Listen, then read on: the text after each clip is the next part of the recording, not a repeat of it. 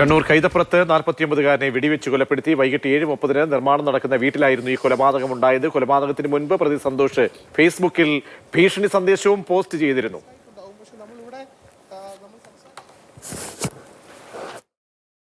അങ്ങനെ ഇങ്ങോട്ട് വന്ന് നോക്കുമ്പോഴത്തേക്കും പോലീസുകാർ വന്നു. പോലീസുകാരോട് നമ്മളിവിടെ വന്നു. ഇവിടെ വരുമ്പോഴത്തേക്കും പോലീസുകാരുടെ ഉള്ളിൽ അവരെ കൂടെ നമ്മളിങ്ങോട്ട് വന്നത്. പോലീസുകാരുടെ ഉള്ളിൽ പോയിട്ട് ആ പ്രതിനെ പിടിക്കുന്ന സ്ഥിതിയാണ് ഉണ്ടായത്. ഈ വെടിവെച്ച് ഇയാൾ ഇവിടെ സന്തോഷ് ഇവിടെ തന്നെ ഉണ്ടായിരുന്നു, ഇതിൻ്റെ വീട്ടിനുള്ളിലുണ്ടായിരുന്നു, ഉള്ളിലുണ്ടായിരുന്നു. മറ്റേയാളും വെടിയേറ്റ് കിടക്കുക അല്ല, മറ്റേ ആശുപത്രി കൊണ്ടുപോയി. അന്നേരം അതിന് മുമ്പ് ആശുപത്രി കൊണ്ടുപോയി. പക്ഷെ വെടിയാന്ന് അന്നേരം ആർക്കും മനസ്സിലായിട്ടുണ്ടായിരുന്നു. എന്തോരോ പറ്റിയെന്നല്ലാണ്ട് ഇതിനെടുക്കാതൊന്നും നോക്കിയില്ല. ആൾക്കാർ പിടിച്ച് ആശുപത്രി കൊണ്ടുപോയി എന്നല്ലാണ്ട്.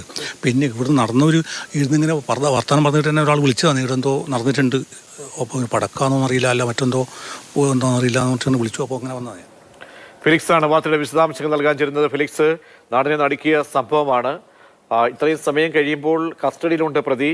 എന്താണ് കൊലപാതകത്തിന് കാരണം? നേരത്തെ തന്നെ ഈ ചിത്രം ഉൾപ്പെടെ കൊലപ്പെടുത്തുമെന്ന സൂചനകൾ ആസൂത്രിതമായി പങ്കുവെച്ചുകൊണ്ട് തന്നെയാണ് ഈ കൃത്യം നടത്തിയിരിക്കുന്നത്. എന്താണ് ഇപ്പോൾ പോലീസ് സ്ഥിരീകരിക്കുന്ന കാര്യങ്ങൾ?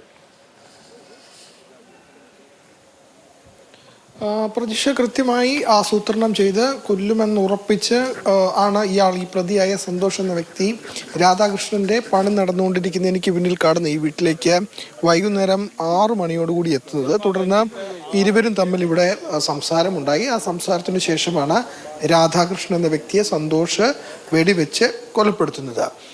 ഇരുവരും തമ്മിൽ വ്യക്തിപരമായ ചില പ്രശ്നങ്ങളുണ്ട് എന്ന് ആ ഫേസ്ബുക്ക് പോസ്റ്റിലൂടെ വ്യക്തമാണ്.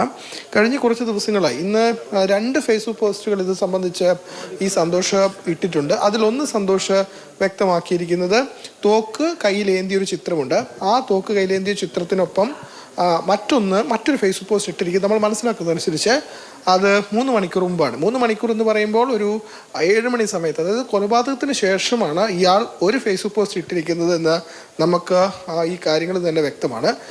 ഈ സംഭവം നടക്കുന്നത് 6:30 6:30 സമയത്ത് ഇവിടെ കുറച്ച് പേര് വോളിബോൾ കളിക്കുന്നുണ്ടായിരുന്നു. ആ വോളിബോൾ കളിച്ചിരുന്ന ആളുകളാണ് ഈ ശബ്ദം കേട്ട് ഇവിടേക്ക് ഓടിയെത്തിയത്. അങ്ങനെ ഓടിയെത്തിയ ആളുകൾ അവരാണ് ആദ്യം ഇത് കണ്ടത്.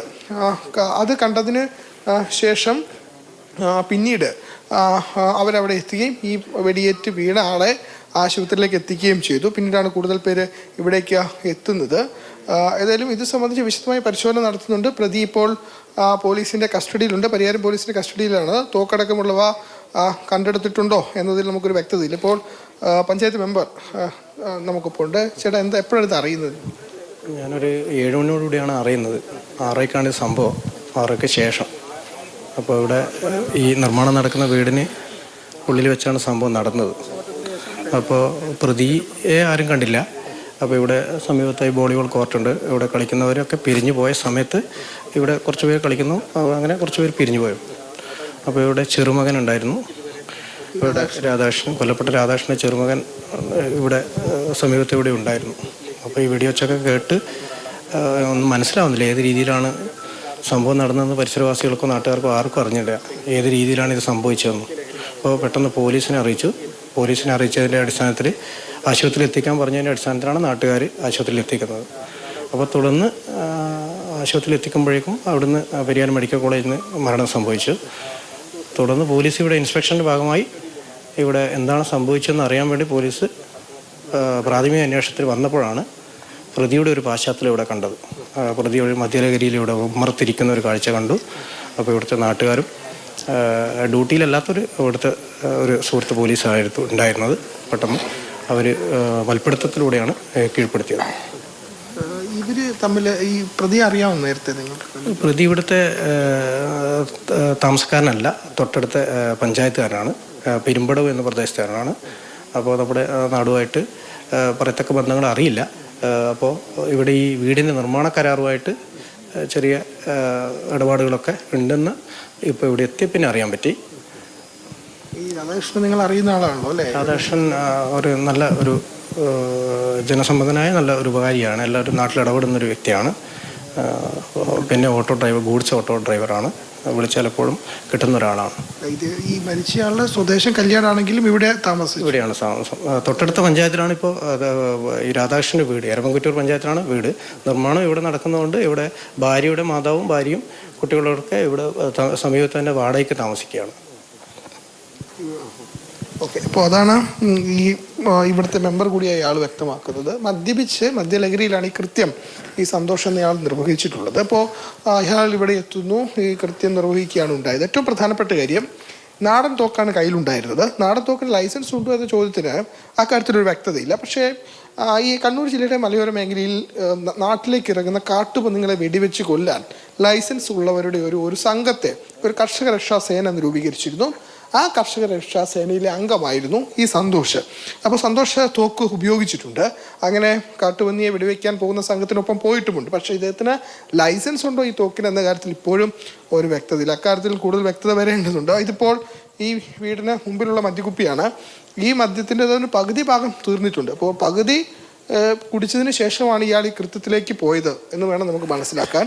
അങ്ങനെ പൂർണ്ണമായും മദ്യലഹരിയിലായിരുന്നു ഈ കൃത്യം ഇയാൾ നിർവഹിച്ചത്. മാത്രമല്ല കൃത്യമായി ആസൂത്രണത്തോടെ അത് ഫേസ്ബുക്കിൽ അത് നേരത്തെ കുറിക്കുകയും ചെയ്തു.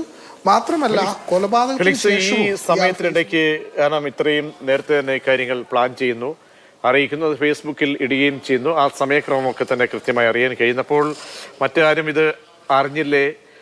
കാരണം ഗൗരവത്തോട് നമ്മളിപ്പോൾ സാധാരണ ഫേസ്ബുക്കിലൊക്കെ ഇത്തരം പോസ്റ്റുകളൊക്കെ പങ്കുവയ്ക്കുമ്പോൾ പെട്ടെന്ന് ഇക്കാര്യങ്ങളൊക്കെ ആളുകളിലേക്ക് എത്തും. ഒപ്പം നേരത്തെ ഇത്തരം ഭീഷണികൾ സംബന്ധിച്ച് എന്തെങ്കിലും സൂചനകളോ മറ്റോ ആർക്കെങ്കിലും ഉണ്ടായിരുന്നോ? അങ്ങനെ എന്തെങ്കിലും കൃത്യം ഇദ്ദേഹത്തിൻ്റെ ഭാഗത്തു നിന്നും ഉണ്ടാകാനുള്ള സാധ്യത സംബന്ധിച്ച് അങ്ങനെ എന്തെങ്കിലും പ്രതികരണം കൂടുതലായി ആരെങ്കിലും ഭാഗത്തു നിന്ന് കൂടുതലായി അറിയുന്നുണ്ടോ?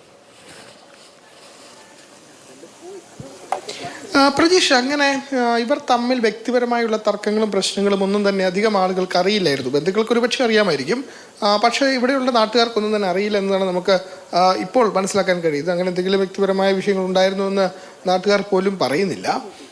അപ്പോൾ അതുകൊണ്ട് അങ്ങനെയാണ് ഈ വ്യക്തിപരമായിട്ടുള്ള പ്രശ്നങ്ങൾ, അതിൻ്റെ പേരിലാണ് ഇവിടെ എത്തി ഈ ഒരു കൃത്യം ഇയാൾ നിർവഹിച്ചതെന്ന് തന്നെയാണ് നമുക്ക് മനസ്സിലാക്കാൻ കഴിയുന്നത്. മാത്രമല്ല ആ സമയത്ത് തോക്കുമായി ഇയാൾ ഇവിടെ എത്തുമെന്നും തന്നെ ആരും കരുതിയിരുന്നില്ല. അങ്ങനെ തോക്കുമായി ഇവിടെ എത്തിയാണ് ഈ കൃത്യം ഇയാൾ നിർവഹിച്ചിട്ടുള്ളത്. ഏതായാലും ഇത് സംബന്ധിച്ച് വിശദമായ പരിശോധന പോലീസിൻ്റെ ഭാഗത്തുനിന്നും നടക്കുന്നുണ്ട്. പക്ഷേ ഇത് നാടിനെ ഞെട്ടിപ്പിക്കുന്ന ഒന്നാണ്.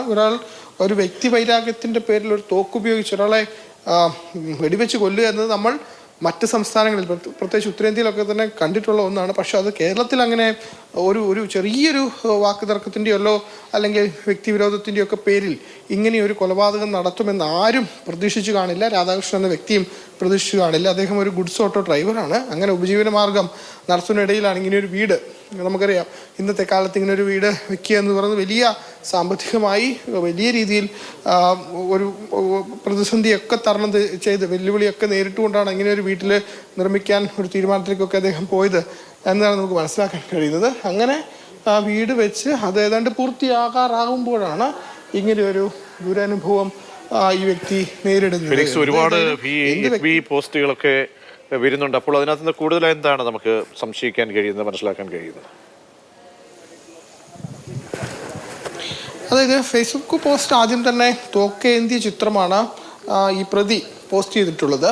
അതിനുശേഷം മറ്റൊരു ഫേസ്ബുക്ക് പോസ്റ്റ് കൂടി ഇട്ടിട്ടുണ്ട്.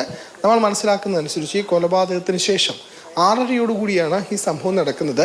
6:30-ക്ക് ശേഷവും ഇയാൾ ഫേസ്ബുക്കിൽ താൻ ഇങ്ങനെ ഒരു കൃത്യം നിർവഹിച്ചതിനെ ന്യായീകരിച്ചുകൊണ്ട് ഫേസ്ബുക്കിൽ പോസ്റ്റ് ഇടുകയുണ്ടായി. എന്ന് വെച്ചാൽ ഇത് താൻ മനഃപൂർവ്വം ചെയ്തതാണ് എന്ന് അദ്ദേഹം വാദിക്കുകയാണ്. കൊലപാതകത്തിന് ശേഷവും ഇത് താൻ ചെയ്തൊരു ശരിയായ നടപടിയാണെന്ന് ന്യായീകരിക്കുകയാണ് ഈ പ്രതി ഫേസ്ബുക്കിലൂടെ ചെയ്തിട്ടുള്ളത്.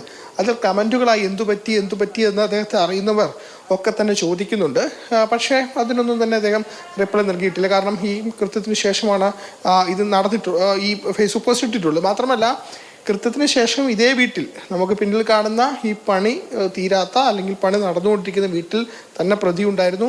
തോക്കിൻ്റെ ഒരു ഭാഗം ലഭിച്ചു എന്ന് പറയുന്നു. പക്ഷേ അക്കാര്യത്തിൽ കുറച്ചുകൂടി സ്ഥിരീകരണം ഉണ്ടാകേണ്ടതുണ്ട്. ഏതായാലും നാടൻ തോക്കിന് ഇയാൾക്ക് ലൈസൻസ് ഉണ്ടോ എന്ന കാര്യത്തിൽ വ്യക്തതയില്ല.